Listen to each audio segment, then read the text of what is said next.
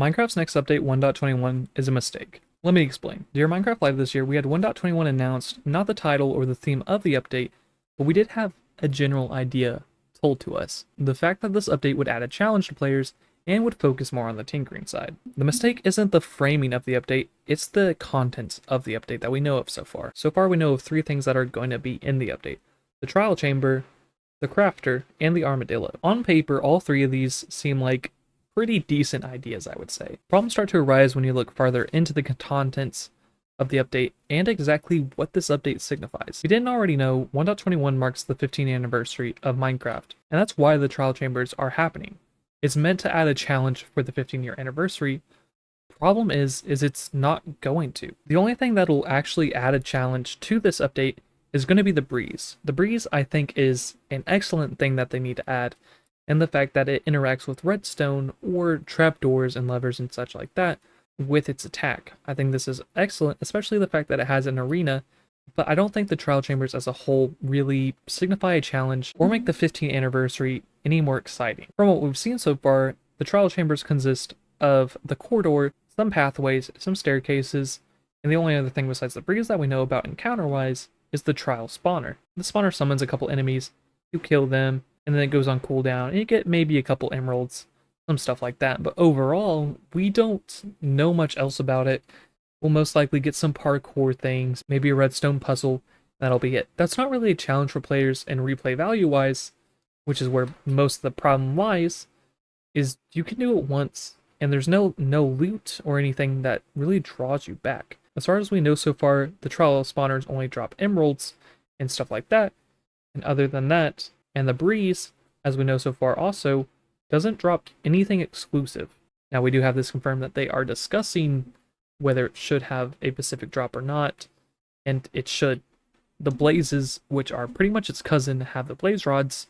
The breeze needs something to make you want to do more than just fight it once. The feature we do know of so far that is doing well is the crafter. We have gotten to play with this feature already through snapshots and stuff, and it's, for the most part, doing its job. If you're a more casual player, it won't make much of a difference for you, but if you are a player who plays long term, for example in survival or hardcore or on a server, and you make massive builds and stuff, the crafter is going to be a great thing for you. It's going to make all that crafting you have to do happen as you're building, so you can go back, go ahead and grab it and finish your building off. It's going to make that mass crafting a lot easier. You need to craft mass stairs, use a stone cutter maybe. But if you need to craft things like dispensers or packed mud and things like that, you need to go ahead and get one of these, make your life a whole lot easier, because some of those things are a challenge to craft. So the crafter hasn't failed on its part for a 15-year update. It's kind of nice to see an evolution of something that everyone uses, crafting table,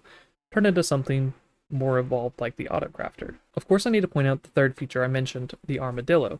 Now, it's not confirmed the armadillo will be in it, but from past tracking, we can kind of guarantee the armadillo is going to be in there. Now, of course, the armadillo doesn't really go with the theme of the update, but that's because it's a mob vote. If you want to hear my thoughts on the mob vote, you can go watch my downfall of the mob vote video after this one. I don't mean to be that guy that says we need an end update, but we do need an end update, and 1.21 was honestly the perfect time to add it. You may be going, oh, well, you can add an end update at any point in time, and yes, that is true, but you would think for the 15-year anniversary of Minecraft, we would get a big, more challenging overhaul to where the end of the game is supposed to be, at least story-wise, and where the credits roll, which is the end. Some people work for a long time to get ready to fight the end dragon, and afterwards they can go and they can explore the outer islands, which only really consist of chorus fruit and the end cities.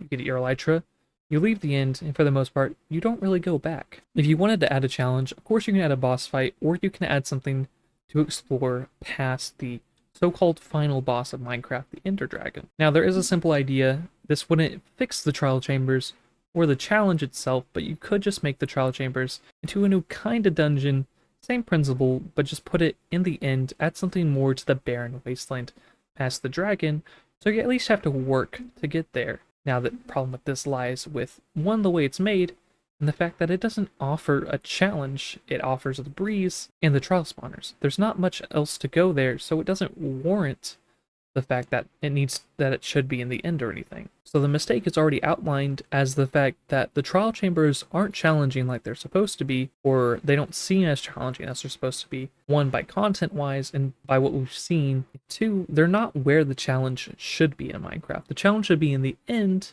but it's not. The challenge that they're going to add is just going to be somewhere underground.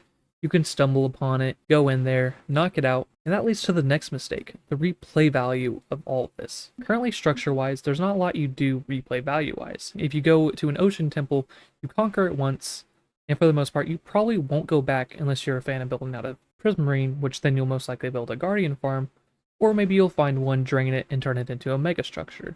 Other than that, you don't replay it itself that often. Same thing with jungle temples and mob spawner dungeons, especially nowadays with the fact that most people just build their own mob farms.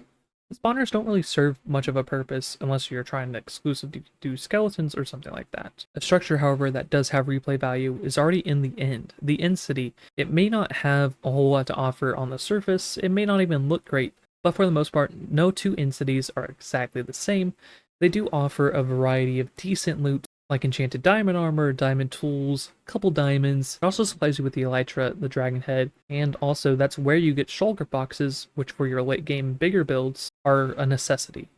Some people may go, well, there you go, there's your challenge that's in the end, and there's your replay value in a structure also already in the end. We don't need to add more to it. We still do though, and we shouldn't have the challenge be something you can do prior to the final boss. Like I already said, if you want a challenge, add something past the final boss. Maybe not another boss, but something that replay value wise is going to be a challenge. You can keep finding new ones, and you're always wondering, are you going to make it out of there alive? Or is your character going to die, you're going to lose your world, or you're going to lose all your loot? That's the kind of challenge you need, not something that has a spawner with a cooldown on it, and mediocre loot, as far as we know. And here's another thing that kind of adds to the fact that maybe the end is where the challenge should have been. For the most part, people kind of either already know or expect that we're going to get another new wood type in 1.21, and you may exactly be wondering, well, why is that itself a mistake? And it's a mistake in the fact that this update is probably going to be all over the place, similar to how 1.20 was all over the place, and the fact that we had archaeology, and we had armor trims, then we had camels, and we had pots for pottery. Oh, and hanging signs. Sorry, we had hanging signs and cherry blossoms. None of those features inherently go together for an update. There was no real theme. It was called the Trails and Tells update. That's a theme, yes, but that's not really a theme. It's a broad thing, which is the same thing we've kind of already gotten, just a little bit more specific. Like I already said, I think the tinkering side's great. They just need to keep expanding upon it, similar to how the crafter expands on it, by adding more components that evolve what we previously have. The challenge is where the mistake and where the update is going to fall short. Replay value, which I've already said, is lacking, and two, it's in the wrong place. And now we have the mistake of the whole update seems more like a combination of things and not a real theme. Now, an end update would fix all of this. You could add the challenge, new structure, and you could also add the new biome into the end with a new wood type, which for the most part people are already expecting.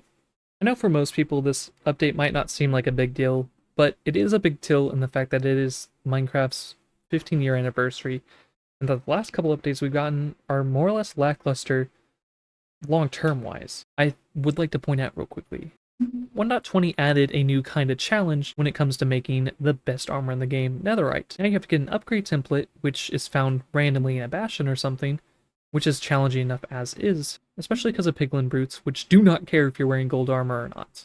Now, that might be a subtle change for some people, and maybe most people don't mind it, but that is kind of the challenge that we do need in Minecraft. When you start a new world, you're going to be like, well, now I need netherite. Like, I need to make sure I'm fully prepared for any fight, any raid that I gotta do, so I need the best armor in the game. Real quickly, another thing this update is kind of failing at is showing that Mojang isn't lazy.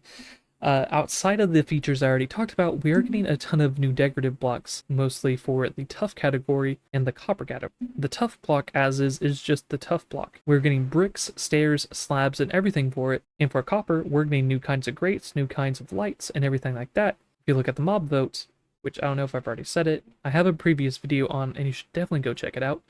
But in it, they said that they were going to add mobs when it was the right time. You would think if you're going to do a complete overhaul of the tough block and the copper block, you would add the second place winner of 2 mob votes, the tough golem and the copper golem, because they said when the time was right, they would add these mobs.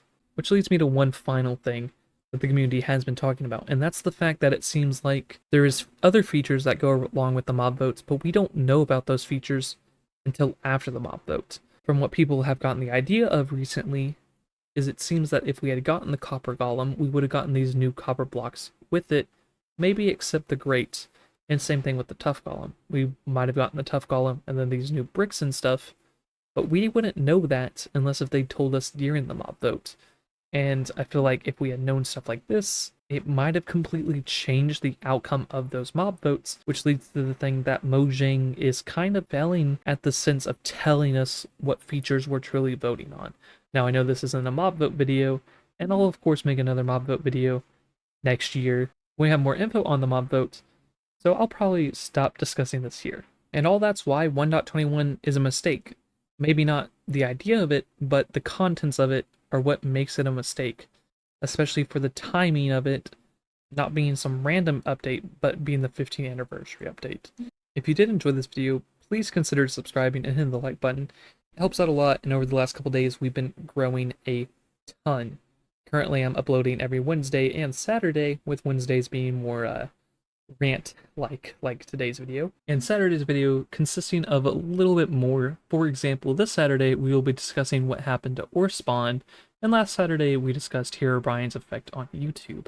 So if things like that interest you, and of course my Wednesday rants mostly about Mojang, please do hit that like button. We're going at an exponential rate right now, and it would be greatly appreciated. Now I will see y'all later.